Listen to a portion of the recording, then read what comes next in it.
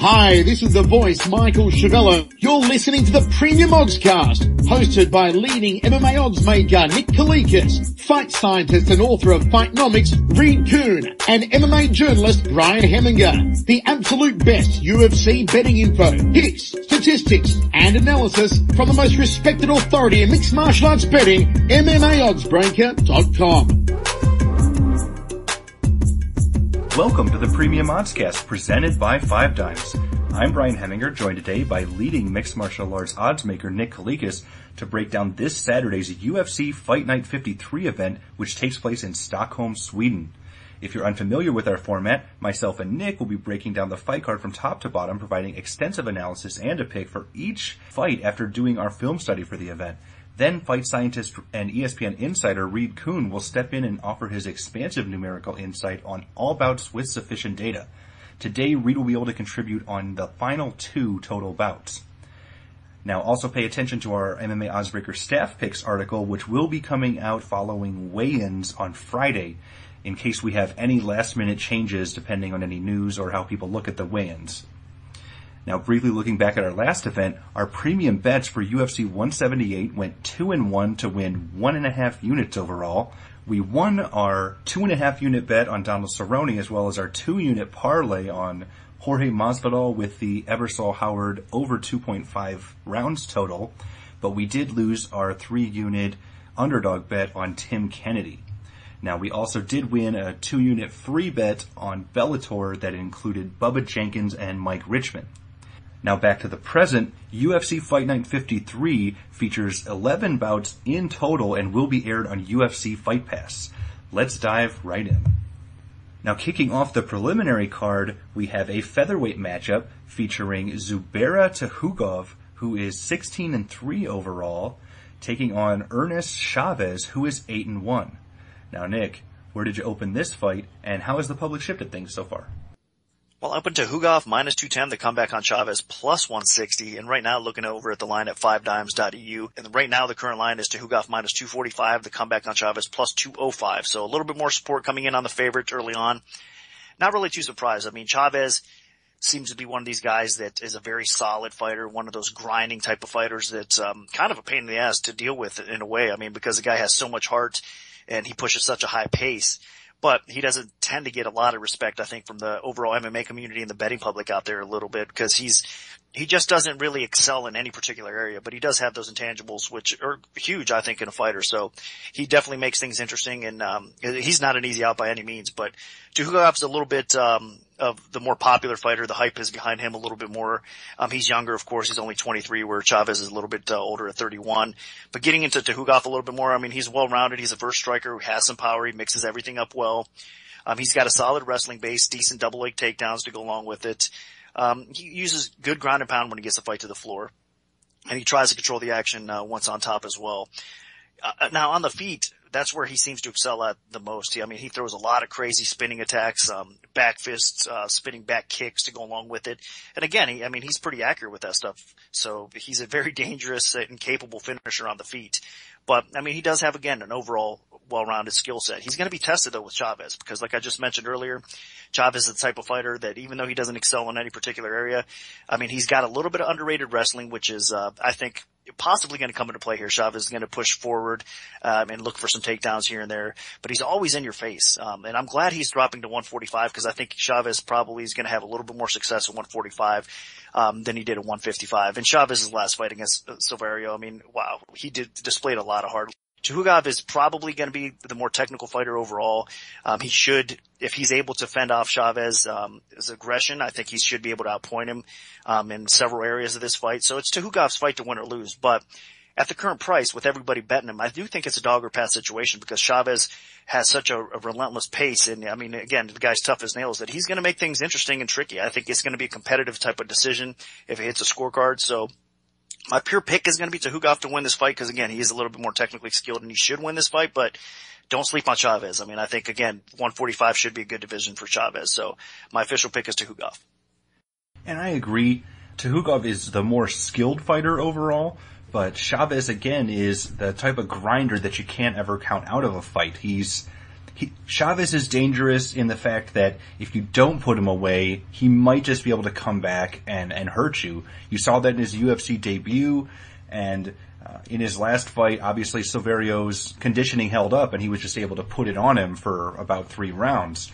Now, to Hugov, this will be a little trickier because he's the kind of guy that on the feet, he usually likes to be in space. He throws a lot of kicks. He likes to set up spinning attacks from distance. A lot of his other striking is more counter-based, where he just waits for his opponent to come in, and then he likes to pop you with a good counter left hook with some decent power on it. And he's not usually a big initiator unless it's the crazy spinning stuff. So he's really going to be hoping that Chavez does put the pressure on him and does push forward, because that'll set him up for his countering opportunities. And Chavez is the type of guy that's going to oblige. He's not a counter striker. He's not a technician. He's not the most skilled striker. He's a guy that moves forward, puts pressure on his opponents, and either gets them to the clinch or tries to get them to the canvas. And that's usually where he thrives.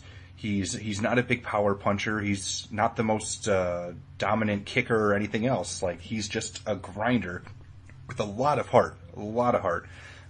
He has a pretty good chin as well.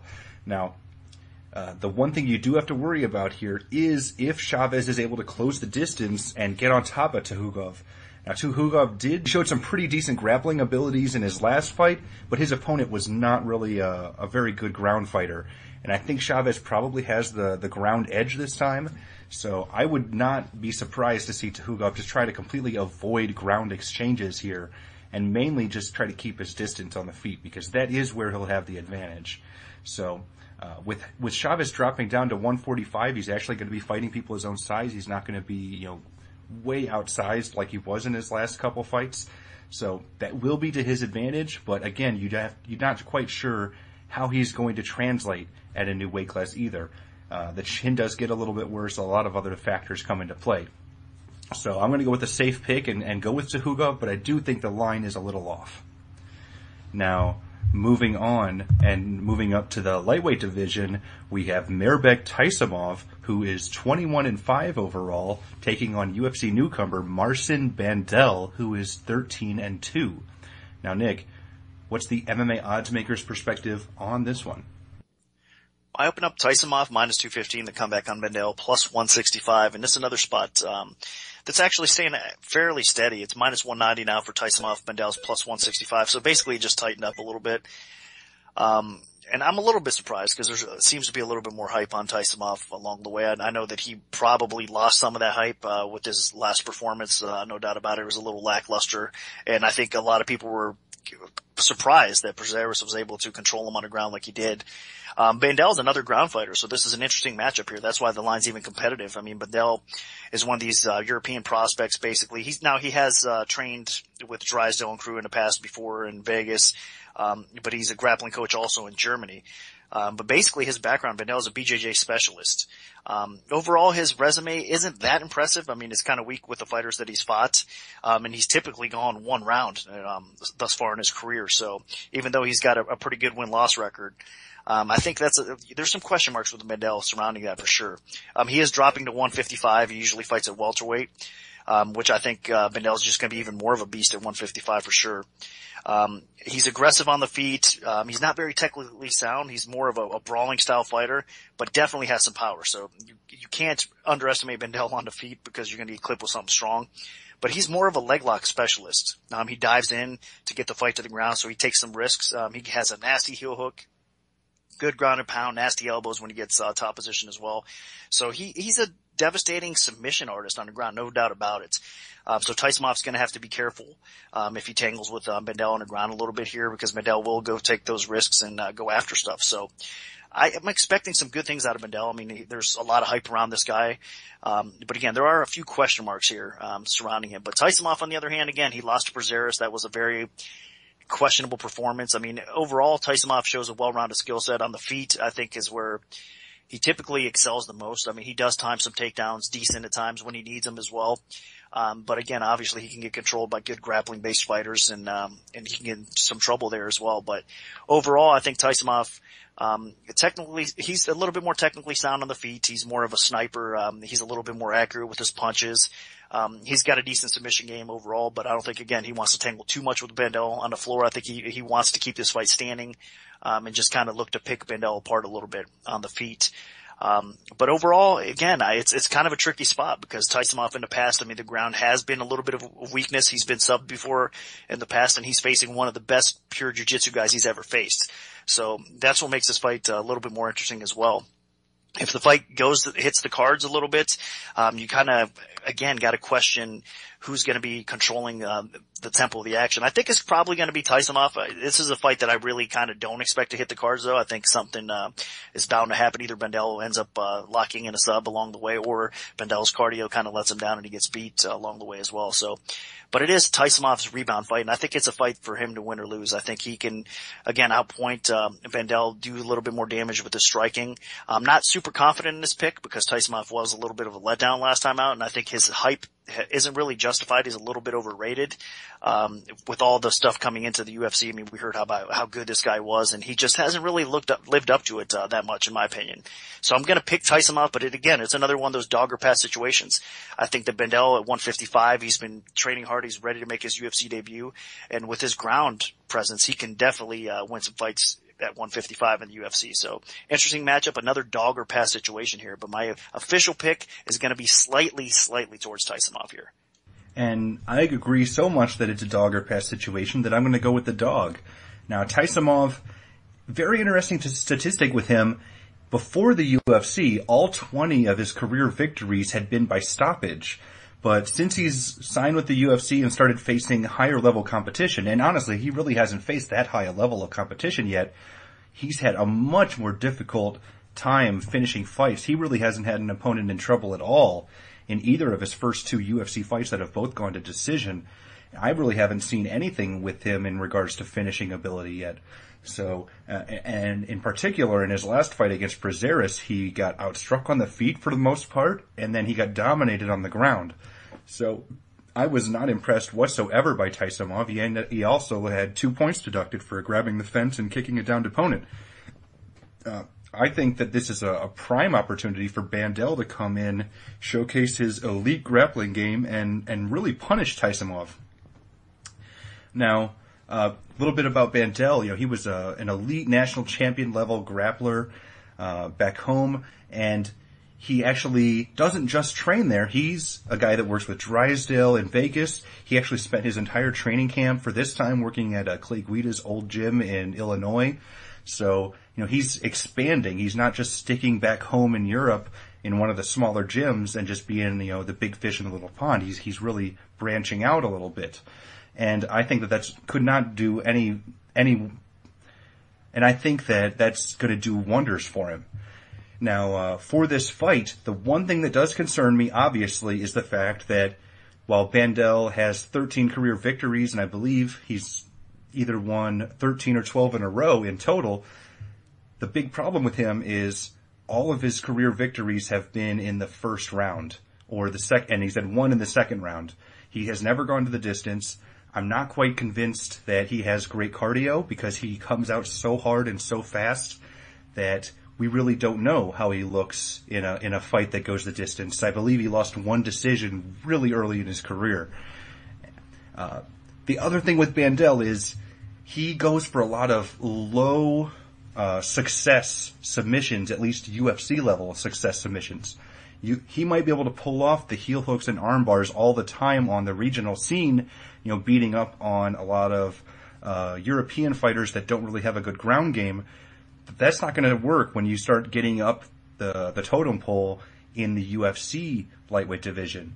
So I am a little concerned there as well, how that's going to translate. Maybe against Taisimov it could work because his ground game is a little shaky, but as he moves up, the heel hooks and arm bars are just not going to come. He's going to have to transition to something else. The other thing to be concerned about with Bandel is when he does go for those submissions, he's almost always exclusively giving up position for it. So he's shooting in for a heel hook and then diving to his back for an arm bar or a heel hook, and he's on bottom immediately, and he spends a lot of the time on bottom. So if he's not getting the submission, that could score some points for the judges for his opponent. Now, Taisimov, on the feet, he has some decent use of range and everything. I believe that from distance, Taisimov should be the better fighter, although Bandel is wild and crazy enough that he might make Taisimov panic a little bit on the feet, kind of like Prazeres did in his last fight. So it kind of depends how Bandel performs on the feet. And the other big question mark, of course, is the fact that Bandel is dropping down from the welterweight to the lightweight division. I believe this is his lightweight debut, and what's actually been impressive is how well Bandel's been doing against welterweights, despite being so undersized. So I'll be very interested to see how he performs here. So all in all, I do think that Bandel is the better overall fighter, especially when it comes to ground game. And if he does win, it's probably going to be inside the distance by submission. So we'll see how he performs, but my pick is going to be Bandel for now. Now, moving up to the middleweight division, we have Tor Trang, who is 16-6-1, taking on Krzysztof Jocko, who is 14-1. Now, Nick, where did you open this fight, and how's the public shifted things so far? I opened Jocko minus 140, the comeback on Trong, even money, and right now the line is actually Trong minus 125, the comeback on Jocko, plus 105. This is a tricky fight. It's a pick'em fight for a reason. It's a close competitive fight for a reason. I mean, more of the overall betting community coming in on Trong, because I think they're a little bit more impressed with his skill set overall, and Jocko just, he hasn't performed up to par. I mean, he came in with a little bit of hype into the UFC, and he suffered a couple of defeats that were kind of lackluster. Well, I shouldn't say a couple defeats, because he had a very close decision win over Bruno Santos in kind of a boring fight there. But against Edenblad, I mean, he got taken down and ended up getting choked out there in the second round. His takedown defense was doing okay early on, but I think there's some question marks, I think, with people surrounding Jocko. They're just not kind of sold on him, and I think they believe that Trong is a very solid, capable fighter. I mean, has some respectful losses as of late. I mean, his fight against Trevor Smith is an outstanding grappler. I mean, he doesn't get enough credit probably in most people's minds, honestly. And then Natal, of course, that's a respectable loss in most cases as well. So I think a lot of people are believing that Trong can push the pace. He's a little bit more well-rounded. He's going to have the ground edge in this fight as well.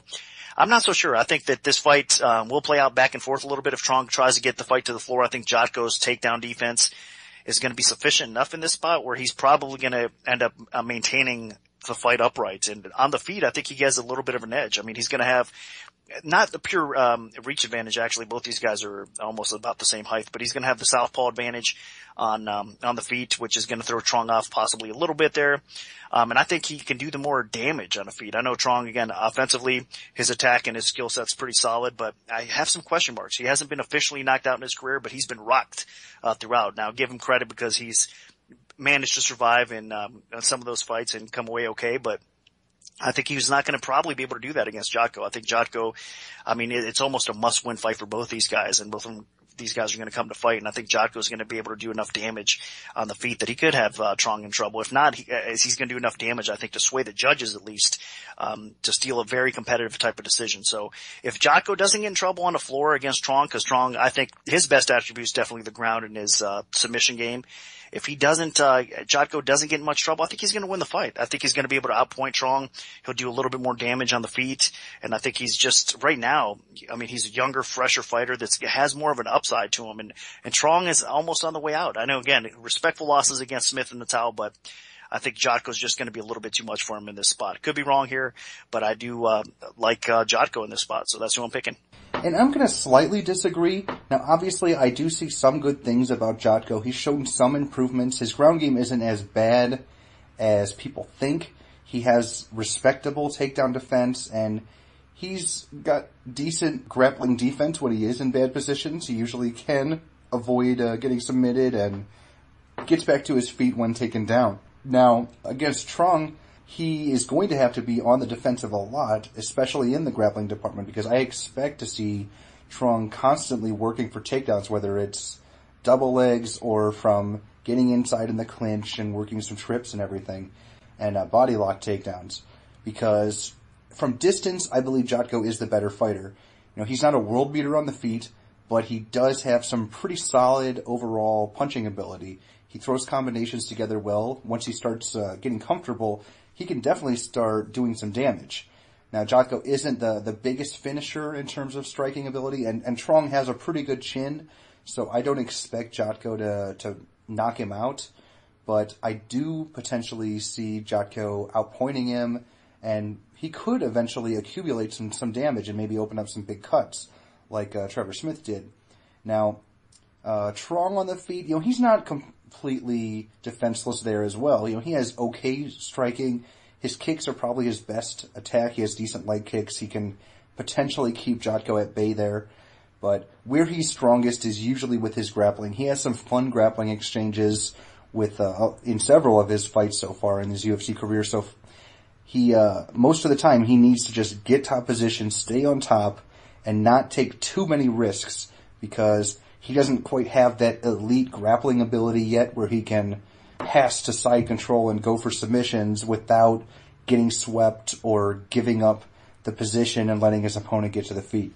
So it's more like hold on for dear life because you got your opponent down for once. So this fight is basically going to boil down to, can Jocko keep his distance and keep it upright, or can Trong get Jocko to the ground and keep him down? And I feel like Trong can do it, especially after seeing Siedenblad be pretty successful with his grappling. I think that Trong's wrestling is just as good as Siedenblad's. Maybe his submission ability isn't, but I do think that Trong has at least as good wrestling, potentially not better. So I'm going to go with Trong, not super confident just because neither of these guys are that good. They're pretty low bottom of the barrel UFC middleweights, but I feel like Trong has a little bit more to offer, at least this time around. So he's going to be my pick. Now, dropping down to the welterweight division, we have Cathal Pendred, who is 14-3, taking on Ghassan Umalatov, who is 15-3-1. Now, Nick, what's the MMA oddsmaker's perspective on this one? Pendred opens -130, Umalatov -110. That was the official opener. And right now, looking over at the line at 5 dimes, not much movement. Another spot that kind of stays steady. Pendred is -140. The comeback Umalatov +120. So a little bit more love for Pendred. I'm not really that surprised. I like Pendred's fighting style because he's another one of these guys similar to me, like Chavez. I mean, the guy that continues to push forward and just makes your life tough and miserable when you're fighting this guy.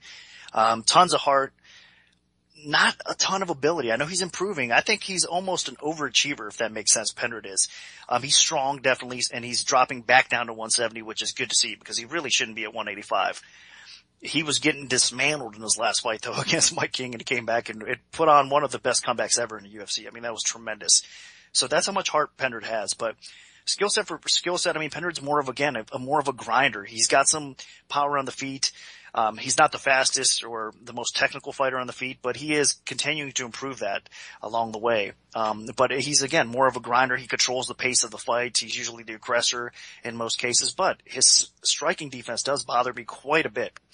And even though Umalatov is not known for his devastating striking attack, only has a couple of knockouts on his resume, he has to be careful because Umalatov can definitely do some damage on the feet. This is going to be a close fight. Another one of these fights that I'm expecting should be very competitive, even on the judges' scorecards. I think it will probably hit the scorecards. If there is a finish, though, I think it's going to probably be Umalatov finishing Pendred because of that striking defense, because that's where he kind of lacks a little bit, and I don't see that improving all that much. Now, on the other hand, Umalatov is coming off of a very important and big win in his career against Paulo Thiago. Now, of course, a lot of people are going to say, well, that's a Paulo Thiago that's on a severe decline. Look at his last few performances. But still, I think that he's going to have some confidence coming into this fight. Umalatov's a very well-rounded fighter overall. I think he's got good takedown defense. He's not going to be bullied and controlled all that much by most opponents. I know Pendred is the kind of guy that tends to do that to people. But I think Umalatov is going to be a little bit faster. He's going to be a little bit more of the sniper and accurate with his striking. And I think that he's going to find his way to actually outpoint Pendred along the way. And I think he's going to get the W here. Again, it wouldn't even surprise me if he ends up catching him on the feet and possibly putting him out that way. In transitions, it should be close. I mean, you got to give, I think, some physical advantages overall to Pendred because he's a physically strong fighter. But again, I think technically speaking, Umalatov is the better fighter overall. I think he's going to continue his winning ways here. And I agree. Now, the one reason that we picked against Pendred the last time around was because he was so undersized as a middleweight. Now, for this fight, he's going to be dropping down to welterweight, so he's not going to be having those same size disadvantages that he had before. So you got to take that into consideration. So, if Ghassan Molotov was a middleweight skill and had the same skill level, I think he would absolutely crush Pendred. But with Pendred dropping down a weight class, he's going to end up being about 2 inches taller, might have a couple inches on reach as well. So it's going to be a little closer. But in my opinion, Pendred just isn't that skilled overall as a fighter. The main thing he's got going for him is he's tough, he's gritty, and his cardio usually holds up more than his opponents because he gets hurt in fights, and they actually spend a lot of energy trying to finish him, and it's very difficult to finish him, and then when they get tired, he takes over. That's happened in 2 of his last 3 wins. I really feel like this time around, it's not going to quite be the case because Molotov isn't like a ferocious finisher. He's more of a guy that's willing to be patient, sit back, and take what you give him. He will occasionally counter-strike, and when he does initiate, it's a low-risk attack. Doesn't really throw a lot of big combinations together. He's more of a, just score the points and then slowly wear you down. And also, what Molotov has going for him is he has pretty good grappling, whether it's offensive wrestling or defensive grappling if you're trying to get the takedown, and his submission skills are pretty decent as well. So I think that Pendred, while the heart and everything is in his favor, he's not going to be in a situation where that's going to come into play here. He's going to have to go skill for skill with Molotov, and Molotov should be the better overall fighter.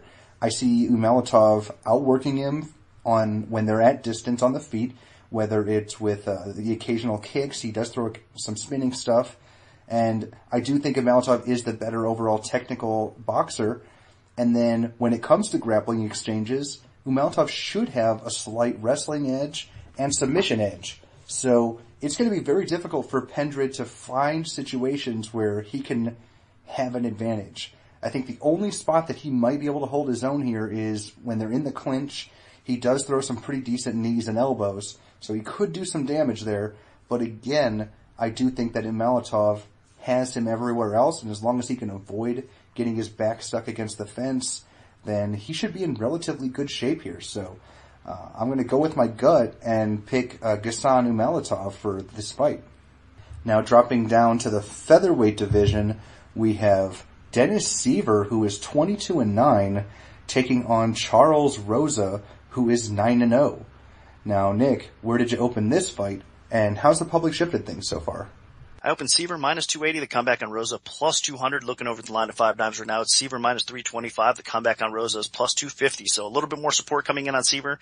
Not really that surprised. I mean, this is Seaver's third opponent, by the way, since they matched him up on this card. So Rosa's coming in on super short notice here in this fight. So that's one strike against him for sure. But getting into Rosa real quick, I mean, he's a well-rounded fighter. He's young compared to Seaver, at least. He's 28 years old. Seaver's 35. Rosa has a wrestling background, a karate background. So he's got a kind of a well-rounded skill set, no doubt about it. And his BJJ is a little bit sneaky good as well. So there's, I think, some upside to Rosa. I think he can make an impact at 145, but coming in against Seaver on short notice, again, is probably not a good thing. But getting back to Rosa, on the ground, he's got sneaky good submissions. You can't leave your neck exposed, because he loves going for guillotines, Peruvian neckties, all sorts of, sneaky subs, around your neck. And he also, if you put him on his back, which I think is probably going to happen in this fight, he's always throwing up his legs, going for, arm bars, triangles, and that sort of thing as well. So again, that's why I said he's sneaky good on the ground with the submission games. On the feet, he ends up throwing a lot of kicks in his attack. With that karate background a little bit, he's more comfortable, at a distance, just throwing bombs and really throwing, a very abundance of kicks, I should say, if that makes sense a little bit. I mean, that's a big part of his, attack on the feet, no doubt about it. His takedown defense does bother me a little bit. That's one bad spot about Rosa, even though he has a wrestling background. If you look at footage, he has been put on his back a little bit too often for my liking, and Seaver's wrestling is a little bit underrated, and I mean, that's how he's been getting the job done as of late. He's been mixing things in with his takedowns, and I think, again, that's probably what he's going to do here in this spot. And of course, Rosa's competition is relatively weak compared to the studs that Seaver's fought throughout his career. So I think on the feet, obviously, Seaver's well-rounded. I mean, he's a devastating striker. He's got some power. He mixes things up well, with his attack. He's got knockout power to go along with it. He can knock you out with his legs or his hands. But he is getting up there a little bit in age, and that's what bothers me. I mean, at 35, Of course, he should be cycling off the roids. He got busted not too long ago. We know that. So there's a lot of question marks behind Seaver as well. So I'm not sure if he's a very confident bet for those people that are going to lay that kind of juice, even stick him in a parlay at this spot. But he should beat Rosa more times than not, because I think he should be able to control the tempo of the fight. He should be able to put Rosa on the ground if he wants. He should be able to avoid those subs from Rosa, if he's smart and not get caught with anything. So it should be Seaver's fight to win or lose. But again, his age, getting busted not too long ago and failing that drug test. I think there's a lot of question marks around Seaver, but really it should be his fight to win or lose, because it is a tough debut for Rosa. And I'm in relative agreement.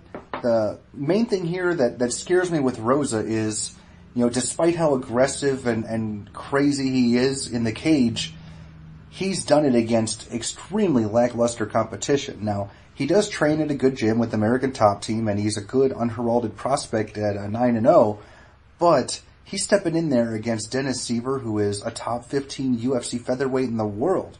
So this is such a drastic step up in competition, and he's doing it on like a week's notice. So it's extremely unlikely, in my opinion, that he's going to be able to pull out the victory, especially with the way that he usually does it, which is arm bars and all kinds of other low-level submissions. So this is kind of similar to Bandel, except this time Rosa is on short notice, where Bandel had the full training camp, and Rosa is doing it against one of the best featherweights in the UFC. Now, the one thing Rosa has going for him is Seaver is getting up there in age. He's about 35 years old, and Seaver does not have the best chin. He's been knocked out several times in his UFC career. He's been hurt several times, and Seaver's coming off of a long layoff in his own right, and that layoff was caused by a suspension for positive drug test. So he's not going to be able to be using any of the stuff that he was using in his last fight when he won. He would have won a decision against Manny Gambarian. But overall, skill for skill, Seaver is the better fighter. Rosa's pretty wild and crazy, brawling on the feet, usually in an attempt to close the distance and get a good submission attempt in. But Seaver should be able to control the distance. He has nasty spinning kicks. He has pretty solid overall boxing ability and accuracy on the feet. And then Seaver on the ground, he's very underrated. Has some nice submissions, some very good top control, some pretty underrated wrestling and scrambling ability. So despite how active Rosa is, I don't think Seaver's going to have too much of a problem here. And really the only way I see Rosa winning is actually by catching Seaver on the feet with like a big hook that he just doesn't see coming, or maybe just is getting a little too old to get out of the way of. I do not see Rosa submitting Seaver in at all. Like, there's just almost zero chance for me to see him pull it off. Like, if you go back and watch his fight against Bralin Van Arsdalen was actually really successful on the ground at first. Got some nasty top position and ground and pound in against Rosa and advanced position on him. And that's mainly because he had the good experience and he was able to avoid some of the tricks that Rosa was throwing at him. And Seaver should be able to have so much more experience and so much more knowledge of the game that I don't think he's going to be surprised by anything Rosa does. So my pick is going to be Dennis Seaver. Now moving on and moving up to the welterweight division, we have Nico Musoke, who is 12-3 with 1 no contest, taking on Alexander Yakovlev, who is 21-5-1 overall. Now Nick, what's the MMA oddsmaker's perspective on this one? Musoke opens -230. The comeback on Yakovlev +170, and line again kind of staying steady. It's -220, +180, so line tightened up a little bit more. It's kind of a tough spot. I mean, Musoke, you gotta give him a lot of credit in his fight against Gastelum. I mean, especially in round 1. What a dominant performance. I mean, a surprising performance against a guy like Gastelum. But Gastelum did what he had to do, and he came back and won by decision there in that fight. But I think a lot of people were counting him out and weren't expecting him to perform as well as he did. And again, against Andrade, he came back. He was in trouble early in that fight. He came back and did what he had to do as well. So Musoke is one of these guys that just continues to prove his overall skill set. He continues to gain a little bit of confidence. And he's definitely progressing in his career in the right way. I mean, again, he's actually taking a step down in competition from Gastelum to Yakovlev here in this spot. I think that there's a lot of similarities between these guys because in my opinion, the ground is their best attribute for sure. I know both these guys have a number of knockouts on their resume, but you got to look a little bit closer, I think, when it comes to that kind of stuff, and it's a little bit misleading. Yakovlev, on the other hand, I mean, there was some hype coming into the UFC debut. I mean, unfortunately he fought Damian Maia, but a lot of people out there thought that he might be able to sneak up and surprise an aging Maia in that spot. But he got just physically dominated in that fight. Maia looked pretty good. And Yakovlev on the ground, I mean, he got beat kind of at his own game. That's what he likes to do to opponents. He likes to control. He likes to look for that submission.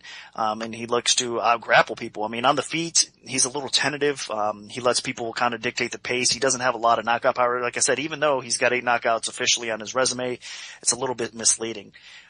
So I think this is going to be a very competitive fight. It could go back and forth. I think, honestly, personally, the line's a little bit too high. You got to give the slight edge to Musoke in this spot because, of course, he is fighting in his country. If it hits the scorecards, I think there is going to be some favoritism from the judges with the crowd behind him a little bit more. And again, he's kind of taken a step down. He should have, I think, a little bit of a mental edge. Even though he lost that fight to Gaslam, I think he performed relatively respectful in that fight. So respectfully, I should say, speaking. So I think that it's Musoke's fight to win or lose. But it wouldn't surprise me at all if this is a really competitive type of toss-up split decision type of fight, to be honest with you. Because both these guys kind of match up well. They're both going to be looking for their ground attacks. They're both going to be, I think, trying to do some damage on the feet. They might have a little bit of success, but I doubt that. I think they're going to be, it's going to kind of be one of these grappling exchanges back and forth, and the winner is going to be who ends up swaying there, impressing the judges the most, really, when it comes down to it. So I think that will be Musoke, but he's going to skin by Yakovlev in this fight. So my official pick is going to be Musoke, but at the line, it's another spot where it's honestly dog or pass situation here. Yeah, this is a really tricky fight, possibly the toughest one for me to decide on in the end. And what it boils down to is how they've performed against elite level competition. Now, Musoke had the great UFC debut against Sakara, but the one thing that does scare me is in all 3 of his fights so far, against Andrade, Sakara, and Gastelum, he's been hurt on the feet. In the first 2, he was able to come back and win, but against Gastelum, actually, he won the first round and then got beat up on the feet for 2 straight rounds. So it's a little tricky to get a beat on him because sometimes he has the great conditioning, sometimes he gets worn down, sometimes he has to come back, sometimes he gets come back on, sometimes it's his ground game that's the deciding factor, sometimes it's his striking. Yakovlev, he's very much different in that regard. He's a lot easier to get a read on. He's the type of guy that, even though it says he's a hand-to-hand combat expert, his stand-up really isn't anything special whatsoever. He throws okay leg kicks, and other than that, he really doesn't do anything for me on the feet. It's what makes Yakovlev decent is he has pretty good offensive wrestling and top control. He's not much of a finisher either.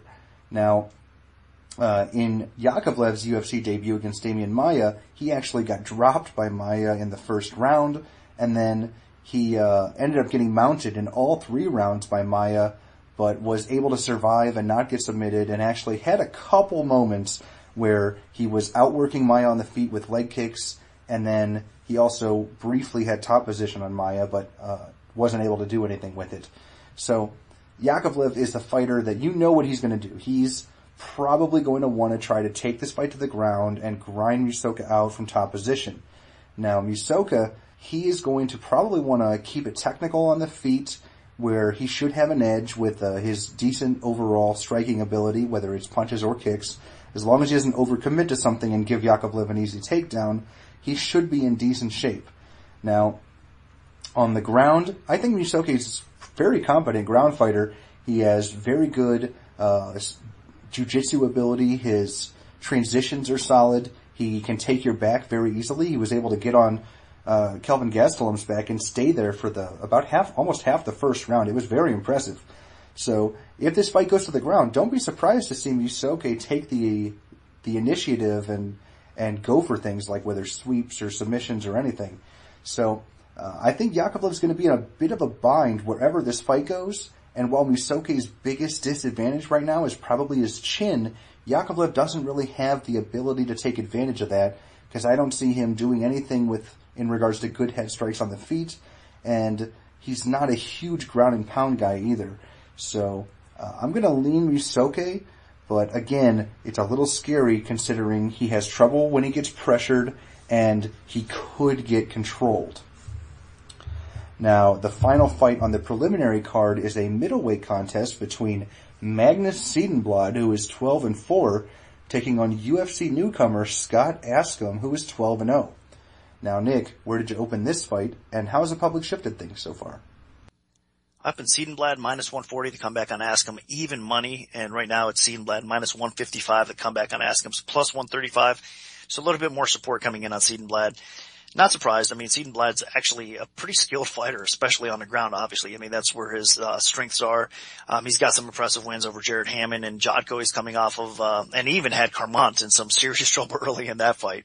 So that's impressive because it's not easy to bully Carmont, especially Carmont a couple years back. So I think that, Siedenblad, I mean, that's his game and that's his, really his best attribute is just trying to get the fight to the floor and then working his submission game. And even he's got some ground and pound once he gets on top, and he could do some damage that way. But Askham, on the other hand, I mean, he's a very well-rounded prospect. Again, it's going to be another situation where Askham's a little bit younger. He's 25 years old. Siedenblad's 32 years old. So he's going to be the younger, fresher fighter. He is a southpaw, and he's going to have a decent striking advantage on the feet, I think. Overall, I think what impresses me about Askham's striking is his outstanding clinch game. I mean, he throws some vicious knees in his clinch. I mean, he's very effective with them. He's got decent wrestling overall too, and good ground and pound when he does get top position. I mean, he can throw some bombs for sure. He's got solid takedown defense overall too, and he's going to need to use it against Siedenblad because he doesn't want to get to the floor and then have Siedenblad work that submission game. But the problem with Askham is he has been put on his back in the past, and against a fighter like Siedenblad, like I said, that's what Siedenblad's going to look to do. So his takedown defense has to be up to par here in this matchup. If it is, I think he's going to win the fight. Siedenblad does tend to fade as the fight goes on a little bit, so I think it's more important for Siedenblad to get a quick win and win like about a round and a half or so into the fight. If not, he starts fading so bad that I think Askham could definitely take over and do some damage, if not finish Siedenblad along the way. But I do think that Askham, I mean, you know, he's making his UFC debut here again. There is that buzz surrounding him, and he's a very talented fighter. So drilling that takedown defense and keeping this fight upright is what he's going to end up doing, and I think he's going to have a big advantage there. And if he can manage to survive long enough, again, what I just said with the Siedenblad fading, I think it's going to be his fight to win or lose. So I'm going to go against the grain with the public here. I know a lot of people are betting Siedenblad because of his style matchup compared to Askham, and if you look, and Askham has been put on his back, like I said in the past, I think people think that he's going to end up locking in a submission here. I don't think so. I think Askham's going to be able to fend off everything and come away with the W here. So my pick is going to be Askham, and it is another one of those dog or pass situations. This time I'm going to agree with you in terms of the underdog. I really do like Askham. Watching them, both of these guys, Siedenblad and Askham, are the same height, so neither guy's going to have a big advantage. But I do think Askham does use his height a little bit better. He throws decent kicks from distance. Although he's not a big puncher from distance, he actually does most of his damage when he gets inside on his opponents. Actually, for Askham, he's the most dangerous. His best position in the entire fight is usually when he's in the clinch, where he can unload with elbows, knees, and then he can usually step back and fire off combinations because his opponent doesn't have a very good escape route along the fence. Now, Siedenblad, he's not much of a striker. He usually prefers to get the fight up close and then work for takedowns, get the fight to the ground, and that's where he's in his best shape. This guy in Siedenblad, he needs to get the fight to the canvas, and from there, whether it's top position or going for submissions, he's in great shape. He is a really talented grappler overall. He likes to go for guillotine chokes, all sorts of chokes. Those are usually his bread and butter. He usually does a good job of advancing position, get fighters in trouble, and if he can get the choke, he has the long limbs to really torque on the guillotines or whatever else, other types of chokes he goes for, and he's able to sink them in. The problem here is I do think Askham has pretty good overall grappling ability. Most of the time for Askham, when he's on the ground, he's the one in top position. Now, he can get swept and he can get put on his back, but he usually does a really good job of being the offensive, the initiator in terms of going to the ground. So it'll be very interesting to see how this plays out with Askham wanting to keep this fight standing and then trying to weather the early storm from Seed and Blood and then really punishing him. In regards to fight camps, Seed and Blood trains all over the place. He's come to America and done things. Ask him, despite being one of the best prospects out of the UK, he's kind of stayed home and stayed at his own gym, which really hasn't produced any other UFC level talents. So it's difficult to get a read on how much more he can improve if he decides to stay where he is. So you really got to pay attention to that. But overall, right now, I do think that Askham is the better fighter, and conditioning could become the biggest factor here. If Seed and Blood can't get an early submission, which I'm not quite sure he's going to be able to do against somebody that's pretty well-rounded in Askham, then Seed and Blood's going to get worked over on the feet, and especially if this fight gets to the clinch and stays there for a while, and Seed and Blood can't get it to the ground, then Seed and Blood's going to get punished by Askham. So I picked Scott Askham, and I think he has a really impressive UFC debut here. Now, the first fight on the main card is a featherweight contest featuring top Swedish prospect Nicholas Backstrom, who is 8-0 with 1 no contest, taking on Mike Wilkinson, who is 8-1. Now, Nick, what's the MMA oddsmaker's perspective on this one? Backstrom minus 705, the comeback on Wilkinson plus 435. That was my opening line. And looking over at dimes right now, it is minus 700 plus 500. So line's kind of staying steady. There was some early movement back and forth a little bit here. I know there's not much respect when it comes to the line for Wilkinson.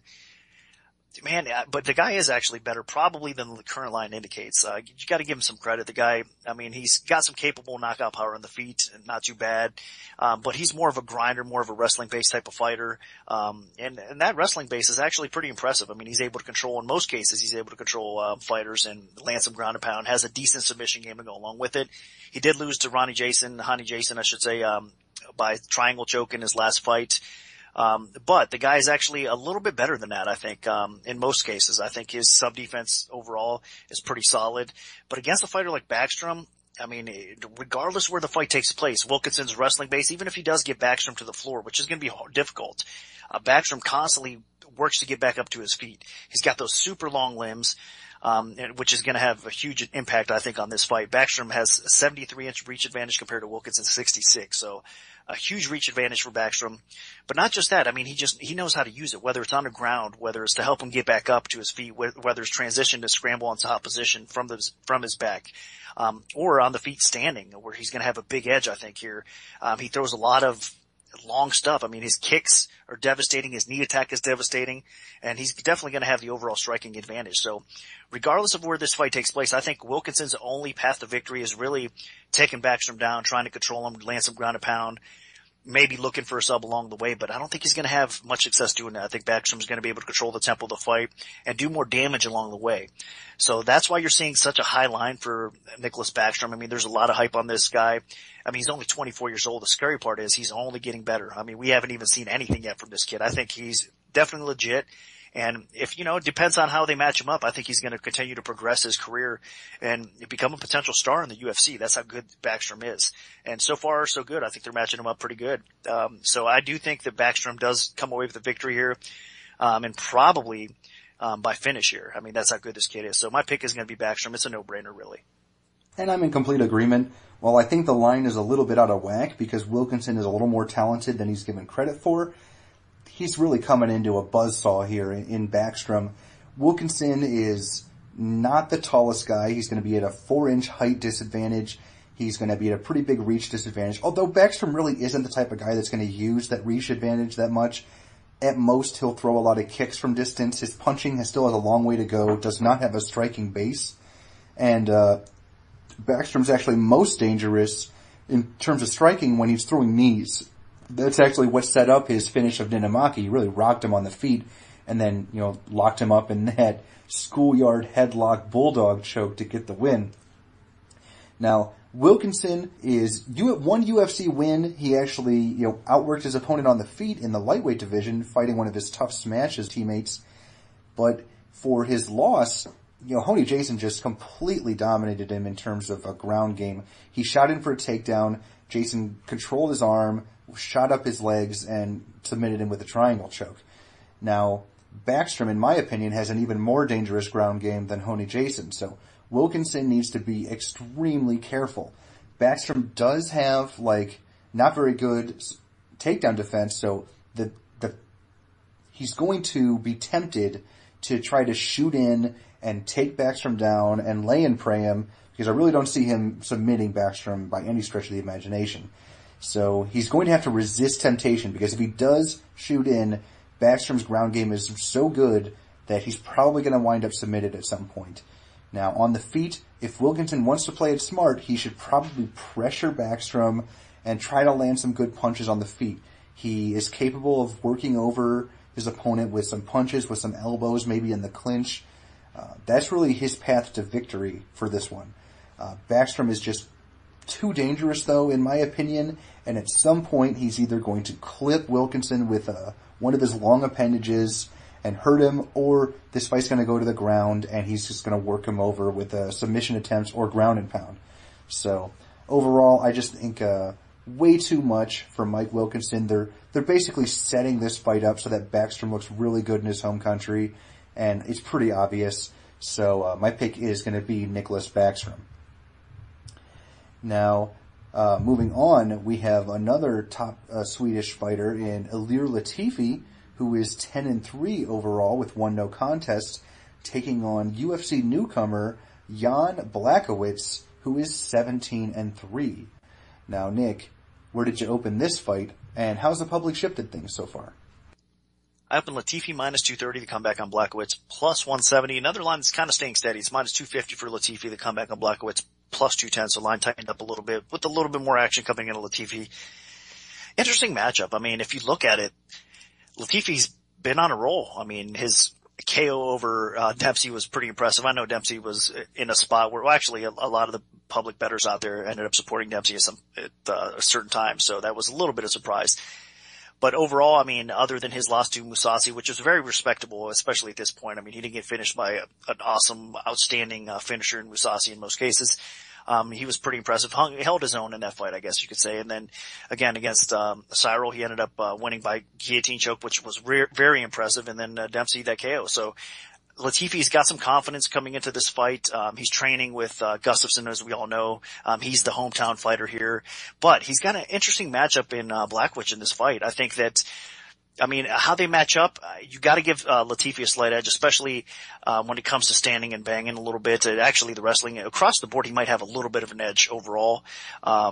Blachowicz might have the pure submission edge, but even that's going to be close as well. But Latifi, I think, should be able to dictate where the pace of the fight goes. Blachowicz is a pretty solid fighter. I mean, he's at 6'2". He's physically big for the weight class. Doesn't have a tremendous amount of power. Or a tremendous amount of skill set on the feet, but he's the type of guy that can definitely do enough to sway the judges and win some decisions along the way. I mean, Blachowicz, he's coming off some impressive wins over UFC veterans. I mean, Gordon Relic, he's got a win over him recently, and then of course Houston Alexander, he's got that solid win, and even Sokka, he was able to beat over in Europe as well. So he's got some experience against solid competition, but those are all guys that are past their prime and outside of the UFC for a reason. Latifi's kind of more on the rise, and again, stylistically, I'm just not sure where Blachowicz actually has a big edge. I mean, he's going to have some height advantages over Latifi, but the guy eats a lot of punishment on the feet. And I think that Latifi should be able to control the wrestling in this fight as well. So regardless of where the fight takes place, I think it's Latifi's fight to win or lose, but I'm expecting it to be a competitive fight. I think Blachowicz is going to show up, and again, he's going to have some confidence coming into this fight as well.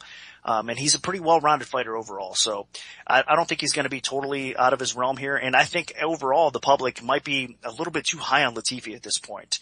So I'm expecting this to be a competitive type of decision here. I don't think Latifi's going to blow through this guy like he has the last couple opponents, because Blachowicz is going to be game, but I'm still leaning towards Latifi because I just think stylistically he is a bad matchup for Blachowicz here. Yeah, and I completely agree with you, honestly. Ilir Latifi is so much better than I expected him to be after watching his UFC debut on short notice against Musoke. Obviously, his strength of competition has been significantly weaker since then. He's been facing two really bottom-of-the-barrel light heavyweights. Honestly, his last fight was against a middleweight. So, you expected him to win. Obviously, I didn't expect him to dominate the way he did, but he definitely has shown some improvements. He's showcased some solid offensive grappling and submission ability, and then in his last fight, he showcased some really good striking. So, Latifi definitely has some good things going for him here. The one thing that is going to be concerned at all times is the height. He's going to be at a height and reach disadvantage against everybody he fights. But, honestly, against Blachowicz, I don't think that's going to be too much of a concern. Blachowicz really doesn't do a lot of stuff on the feet that scares you. He doesn't have a lot of power. He doesn't have a lot of finishing ability. Honestly, almost every single one of his wins has been by decision. And Latifi should be able to just walk through whatever he throws at him if he wants to get inside and start connecting. Blachowicz doesn't use his reach advantage very well either, mainly because, his jab doesn't do enough damage to really stifle his opponent and get him to second guess themselves. The other concern with Blachowicz, honestly, is he's a bit too slow. Earlier in his career, he was much more dangerous, a lot quicker, but he's had a couple knee injuries now, and honestly, he's had a knee injury before signing with the UFC way earlier in the year, and that is a huge cause for concern. And I think Ilir Latifi is going to be the faster fighter. He's going to be able to get inside against him, and he's going to be able to land with power on the feet. On the ground, Blachowicz has a pretty solid offensive grappling game. When he's on his back, he uses a lot of basic Kimura sweeps to get back to his feet or to reverse position. While Blachowicz doesn't have a lot of great finishing ability on the ground, he knows what he's doing there, and it'll probably be difficult for Latifi to completely dominate him on the canvas like he did to Cyril Diabate. So if the fight goes to the canvas, I think it'll be more of a back and forth battle. But Latifi does have the better wrestling and the better top control, and he's ridiculously strong. This guy's a physical freak in terms of actual strength. So if Latifi gets a hold of Blachowicz, whether it's in the clinch or a body lock, I really expect him to take Blachowicz for a ride. So my pick is going to be Ilir Latifi. Now dropping down to the featherweight division for the co-main event of the evening, we have Akira Khorasani, who is 14-5-1 overall, taking on Max Holloway, who is 10-3. Now, Nick, where did you open this fight, and how's the public shifted things so far?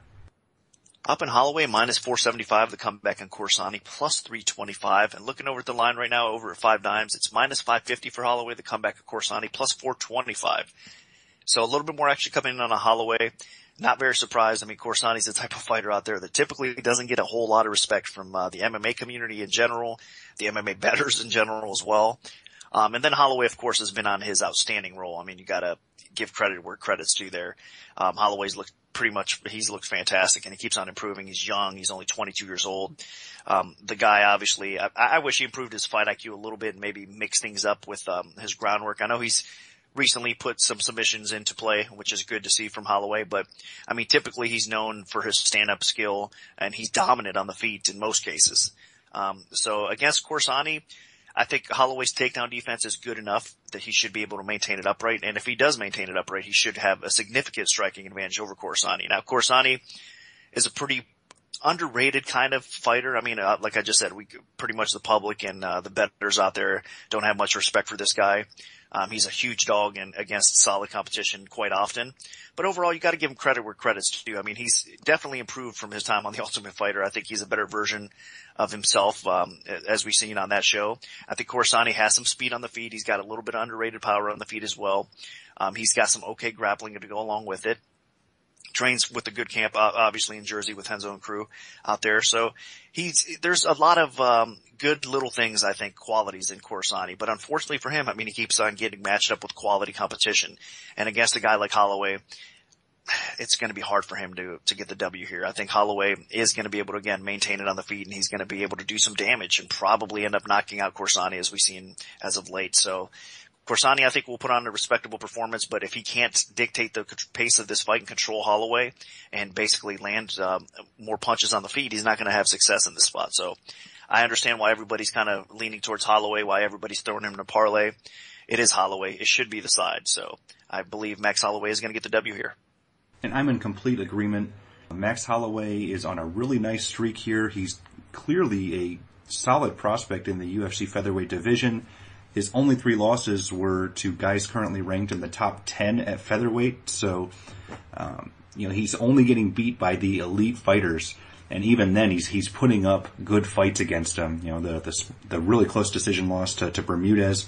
So, this is definitely a guy to keep an eye on. And Khorasani, he's underrated. He really is. The win over Peralta opened a lot of eyes, and he had Dustin Poirier in trouble in their fight before eventually getting overwhelmed there by a TKO.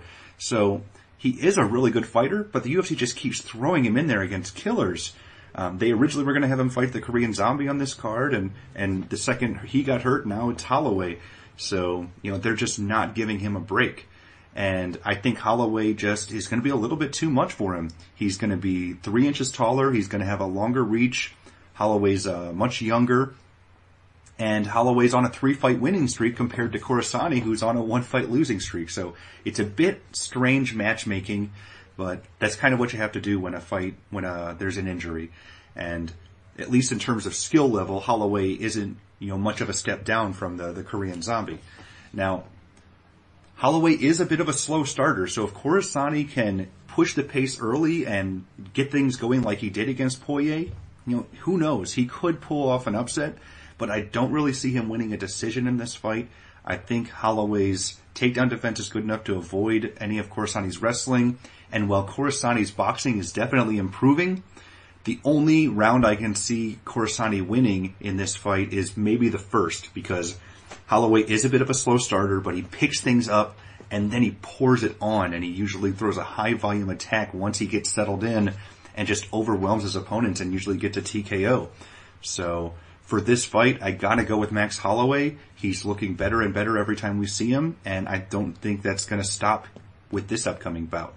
So, Reed, what do the numbers tell us for this one? Well, I agree. Khorasani is a little bit underrated, but I think Max Holloway is very underrated, or at least he has been in the past. He has only lost to very highly ranked guys, and he's also put on some very impressive performances in his wins. So statistically, you're right, he's going to be much younger. I mean, almost a 10-year age differential. He's got a 3-inch reach advantage, and his striking stats are very good. And they have to be, because this is a guy who has yet to attempt a single takedown in his entire career. And Max Holloway, he's only not even 23, and he does actually have a sizable career here. I mean, this isn't a small sample size despite being very, very young. He's going to be the youngest fighter in UFC history to have 10 UFC appearances. So this guy has been very active at a very early age, and he doesn't really look the part. He's not the most intimidating guy, and I think maybe that's why he was underrated and under the radar for a while. But he has come out. I think people know that this guy is legit. And so that's why I think people see the matchup with Khorasani coming off the loss. Before that, it was a DQ.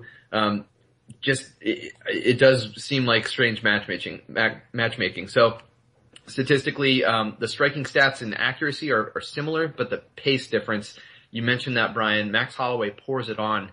He averages more strikes per minute than any guy fighting this weekend. So he will pour it on, and he maintains pretty good defense while he's doing it. He has 5 knockdowns already in the UFC as a featherweight, which is kind of ridiculous.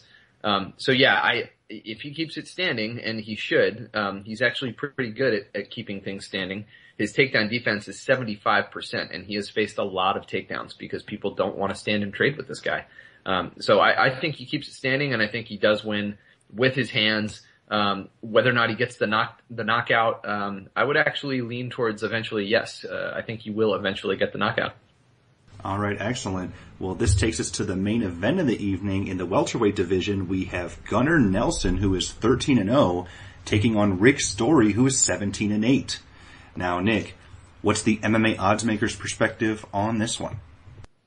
I opened Nelson minus 350 to come back on Story plus 250. Right now, line is minus 320 for Nelson to come back plus 260. So line just basically staying steady, got a little bit tighter. It is a surprise to open somebody that high against a talented welterweight like Story. I mean, we all know what Story brings to the table. The guy is definitely legit. He pushes a high pace, He's got the strong wrestling background. Talk about strong. I mean, he just throws bombs on the feet as well. And it's hard to keep up with a guy like that. He's such a good grinder. And his work ethic, everything about Story is just really solid, and he's definitely a hard out. But what I like about, Nelson for this matchup is he's gonna have to fight. I know he was a little bit lackluster in his last performance. A lot of people were disappointed, on how Nelson performed until he stepped up and, did some damage and, got the W for sure. I mean, did what he had to do. But up until that point, he was definitely a little bit too inactive at times. And that's what the problem with Nelson is. He's got that karate style. He looks a little bit, I guess not, I don't want to say slow, but he has a tendency to not, throw as much as he should at times. But against a guy like Story's going to push such a high pace that Nelson's going to have to open up. And once he opens up, he's going to do some damage. I mean, the one thing about Story is his strike defense is pretty bad. I mean, he has a granite chin, and that gets him by in most cases, but against a fighter like Nelson's more of a sniper. I mean, he picks his shots, he's very accurate with his striking, and he has some power to go along with it. So Story pushing such a high pace and just leaving his face open for shots like he does eat a lot of punches might not be a good thing for him against a guy like Nelson. And then typically once Story gets the fight to the floor, he has an advantage over most people. Again, Nelson's background with BJJ is phenomenal. So Nelson, he's got 6 submission skills. He can control people, reverse people on the ground as well. So I think that if Story tries to tangle with Nelson on the ground, he's probably going to end up getting in a bad spot, getting out-positioned, out-controlled, and then Nelson possibly could sink in a rear naked choke, as we've seen Story lose to Damian Maia in the past. We could see something like that happen as well. So really, stylistically for Story, it's a very difficult fight. I mean, he's used to bullying people around, and he's used to doing damage against most people that he faces, but against Nelson, again, I don't think he's going to have that kind of success, and this is probably a great fight for Nelson to show what he's really made of, because he's going to have to fight, if that makes sense. Story's going to make him throw down, so this should be a very exciting fight. Both these guys are tremendous welterweights, and it's a good matchmaking. I really believe that. But you got to side with Nelson here because, again, he's got just the pure skill set. I think he can land more damaging blows on the feet, and I think if the fight does get to the ground, obviously Nelson has an advantage even with Story's wrestling background. So my pick is going to be Nelson. I do believe that he is probably going to come through with a win here. And I'm going to agree, but not as much as maybe Nick believes. I think this is a bit of a tricky fight. Honestly, Nelson is a legit fighter. He's very good. He has a very unique fighting style where he uses a bit of a sideways Lyoto Machida karate stance, and he's quick on his feet. His footwork is incredible. But in his last fight against Zach Cummings, he did have a couple problems against a bigger, stronger style fighter when Cummings used a Rick Story-esque game plan. In open space, Nelson was clearly the better fighter. He was landing good kicks, straight punches. His speed was prevalent. But when Cummings was able to push him towards the fence, whether it was in the clinch or just back him up so he didn't have an escape route, Cummings actually had quite a bit of success. And when Cummings bull rushed him, all three of those things are actually exactly how Rick Story fights. He doesn't usually like to be in open space. He likes to pressure his opponents, constantly move forward, and get them either in the clinch or on their back. I don't really expect Rick Story to take Nelson down just because Nelson is so incredibly talented on the canvas. And obviously Rick Story, while he has pretty good submission defense, he did get completely owned by Damian Maia on the ground. And I think Nelson is not far off from Damian Maia, honestly, on the canvas. So Story really doesn't want to go there. But where Story does want to go is the clinch along the fence. Nelson could get himself in some trouble there. That's where Story could pile on his high pace of striking, big shots to the body and head, and Nelson's a lot more hittable when he doesn't have the escape routes. Now, in open space, Nelson should clearly be the better fighter. He's quicker than Story. He has better conditioning than Story, in my opinion. And he definitely has that sneaky power, and he's extremely accurate. So this fight is almost completely going to boil down to where it takes place. If Story's able to bully Nelson around, he might be able to win. I mean, it's not likely, but it could happen because that is the way Rick Story fights. And Rick Story is a kind of guy that can bully opponents. I mean, he has a win over Johnny Hendricks of all people. So It's not out of the realm of possibility. But I do think that in the end of the day, Nelson's speed and conditioning will probably help him win this fight. And if it goes to the ground, I really think Nelson could submit him as well. So my pick is going to be Gunnar Nelson, but I'm not super confident in it. Now, Reed, what do the numbers tell us for this one? Well, there are some extreme stats here, and it's interesting. Gunnar Nelson he has a very unique style. You don't really see it in the UFC very often. Not only is he an ace on the mat, and you mentioned the fact that most people don't want to go to the mat with him. That's absolutely true. He has no takedown defense stat because no one has ever tried to actually take him down. So we don't even know what his takedown defense is. It's probably safe to say that if someone takes him down, he'd be fine with that because his submissions are so slick. I mean, he's a BJJ black belt from Renzo Gracie. He's a world champion in grappling, so he's probably fine going to the mat, even with a strong wrestler like Rick Story. And then on the feet, Gunnar Nelson has this very unique style where he's got the wide legs, he switches stance frequently, and he doesn't even use jabs. This is a guy, 91% of his head strikes are power strikes. He basically doesn't use the jab at all. I've never seen a stat that high for someone when I look at what their ratio of jabs to power strikes. Most people are pretty even. This guy is really skewed. He doesn't bother using jabs, but that also means his volume is abnormally low. So when we talk about the pace of activity when two guys are striking, Rick Story actually throws a lot of volume. He maintains a very high pace, not quite Max Holloway pace, but almost. And then Gunnar Nelson, far and away, the slowest pace of anybody fighting this entire weekend. So there's a big differential. This is going to be Rick Story pushing forward, trying to catch Gunnar Nelson with his hands, and Gunnar Nelson essentially retreating, waiting for that pinpoint counter strike with his power hand, whichever side he decides on. And he does land it with 41% accuracy, so almost twice the normal accuracy rate. So the numbers are weird on this, but they tell you exactly what it is about Gunnar Nelson that makes him so unique. He really does hold back. He's very precise. He's elusive, very hard to hit, very hard to catch. And people get stuck in that game with him because people don't want to take him down because he's so dangerous on the mat. So, he's a tough nut to crack, really. I don't know how Rick Story does it. You know, he doesn't want to go to the mat and get submitted. And he can't just keep plodding forward, walking into these precise strikes because he doesn't have the best defense. He doesn't have good accuracy. He has volume. So if Gunnar Nelson doesn't hurt Rick Story, it might be a different situation. You know, Rick Story could be just running around chasing him and therefore kind of winning the round by default. But at some point, he's going to walk into something painful, I think. And at welterweight, Gunnar Nelson still has enough power to drop someone. So, I can understand why Gunnar Nelson is clearly the favorite here. The fight can only really take place in one area, to be even safe for Rick Story. And even then, it's an uphill battle. So, should be interesting to watch. I think there's going to be a chase going on, and it will be interesting to see how Rick Story handles that. All right, excellent. Thanks, Reed. So that'll do it for our full event breakdown for UFC Fight Night 53. Part 2 of the Premium Oddscast featuring our premium bets will be out Friday afternoon around 1 o'clock Eastern Time, give or take. So stay tuned for that if you're an MMAOddsBreaker.com premium member. Now, if we have a free play to give out, make sure to follow at Premium Oddscast or at MMAOB Premium on Twitter because that's where we'll post them first. We can also notify you of our free bets via email if you prefer that method.